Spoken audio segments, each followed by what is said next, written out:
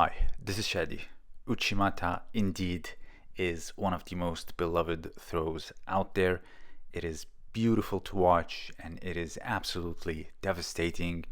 It has come a long way from this primal, very soft sweep to this behemoth that is feared by a lot of people, especially those who are good at it. So today what you will see is something that looks like this, and Uchimata has gone a long way and it has evolved into this shape for not only competitive reasons but also educational reasons, as you're about to see. So like I said, this form that you perform in kata is almost extinct in a sense. You only see it when preparing for exams or a competition in kata, but now most people do this, and this has it shape shifted, I would say, quite a lot in order to get to where we are today. So Mukai Sensei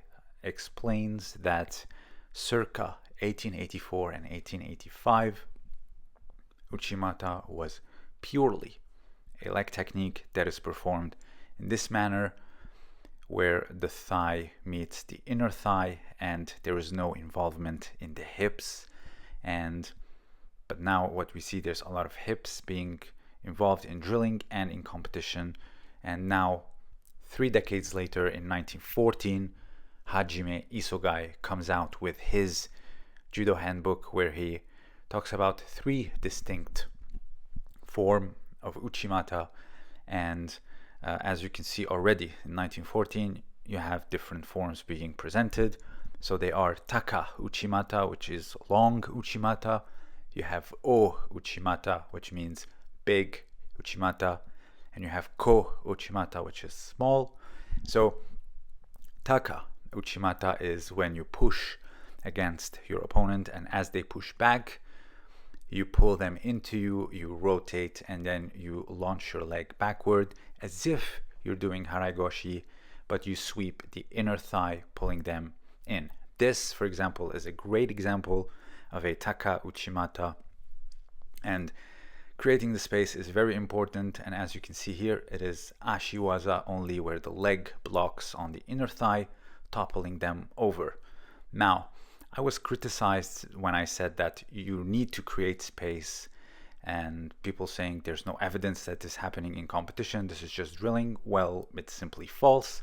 Here you can see Suzuki being pushed by Inoue, and so he took that momentum to grab the second lapel, create the space very similar to Ebinuma, and then launch his leg.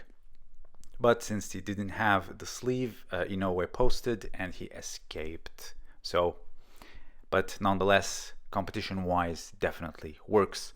Now, let's go to O Uchimata, which is talking about taking someone to your rear corner in a sense, and as they step and put their foot down, that's where you reap with the outside of your thigh on the upper part, and it should meet the upper part of their inner thigh.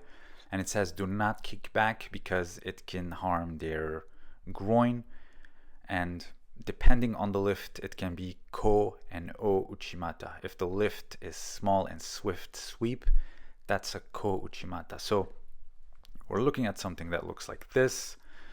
That's how they used to do it. And here you see I lift with the side of my thigh. And even in competition, rarely it has been seen. Kamikawa was a big fan of it. Here, a big lift to Suzuki, so that would be an O Uchimata. Maruyama, 4 years ago, did the same, rotating flicker around to his back corner, then lifting and reaping the thigh, finishing it by wrapping him around. And here, for example, as you can see, the lift is very small and it's swift, so that would maybe constitute as Ko Uchimata. Now, what happened? How did we get here? You see all the big champions drilling Hanegoshi as their Uchimata and lifting with the hands, doing like a steering wheel with the tsurite, and then punching down while the elbow is bent. And that's mainly how they have, perfected their Uchimata to the point where they have become the best champions. As you can see here, the Tsurite is punching on the face and then doing a steering wheel motion, then punching downwards.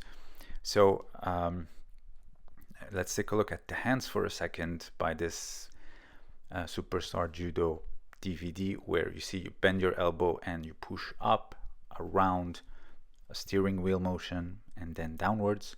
So Mukai Sensei again explains that all these other forms of Uchimata for children can be very difficult, so they start them out with this, involving the hips to make it a little bit easier. So that's basically how the trajectory changed forever. Let's take a look at some of the best examples of competitive judokas today or in recent years, and these are considered some of the best examples. And as you can see here, Inoue against Suzuki, massive throw, same as Mukai Sensei showcased. You step in, you launch your leg, the hips are supporting, and also the leg finishes the throw, it guides the opponent, and then with the hands you finish, you punch down. And as you can see, the lapel, it is punched forward and then pulled, and you can see the bend in the elbow, but it is more of an upward elbow rather than below, and there's a particular reason for this, and it is this Uchi-Mata in all Japan considered one of the greatest examples.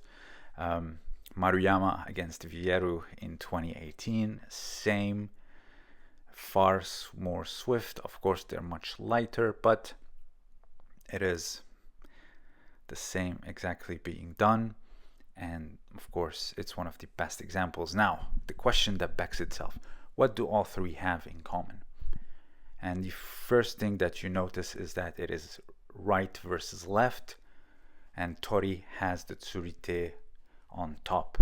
So when you're on top and you need to bend the elbow and you need to pull them in or lift them up, your only option is above, because if you bend your elbow down, you cannot. Their arm is in the way, and most likely than not, they're pushing and they're defending, and hence why we have this elbow that is bent to pull in and then punch down. But the bent of the elbow for energy efficiency and also for kuzushi is again nothing new, and so Mukai Sensei once again explains that you can do this in randori, where you yank someone down in order to get them moving. However, the most ideal form and the most energy efficient form for kuzushi is here. You see he talks about his elbow being lifted up as you are rotating, and it's the most efficient form for energy usage, and here it's wrong when we say it. Now, everything else regarding situations, so like Kenkayutsu but arm below, or Aiotsu, Uchimata almost immediately takes its initial and fundamental form that you do in Uchikomi and Nagekomi. And here you can see the elbow is bent, it is doing a steering wheel motion, and it is pushing against the face. Here in Kenkayotsu, the arm is below. Same thing Inoue does. He leans forward, pushing against the face, and then Katabuchi's head follows. The elbow cannot go up, obviously, because the arm is in its way. And then here you can see it's a rotational movement punching down. Here in Aiotsu, armpit grip and lapel, a steering wheel, same thing, rotates, punches against the face downwards in a rotational push. So almost immediately, anything else than Kenkayotsu, where the arm is above, which is only 25% if you want to count Aiotsu as 50% and Kenkayotsu as 50%. And here, another great example of Aiotsu, same stance opponent, much larger opponent. You can clearly see the punch the rotational tsurite, where it is punching a rotation like a steering wheel and downward. The elbow isn't flaring up like in the first three example, and here it is punching against the side and downwards. Of course, it's not going to be as smooth as nagekomi because there's resistance, but here is a great example of a bent elbow in a steering wheel motion, punching against the jaw and then downwards. Here you see pushes first, creates the space. Again, creating space is important. Then the elbow is bent, doing a steering wheel motion, much like this. Traditional Uchi-komi and Nage-komi create the space, you bring them closer. Of course, if you want to do Uchi-komi with Kenkayutsu, where the arm is on top, like the competitive, please go ahead, be my guest. But just so you know, nothing is new under the sun. The little details that includes the elbow being lifted up as a method of conserving energy has been thought of back in the 1880s. You want to do other forms, of course, you are all welcome to do, but everything has been thought of, and this throw has gone through rigorous trial and error for almost 150 years now, and there is no more functional variation or more, competitive oriented drilling, etc.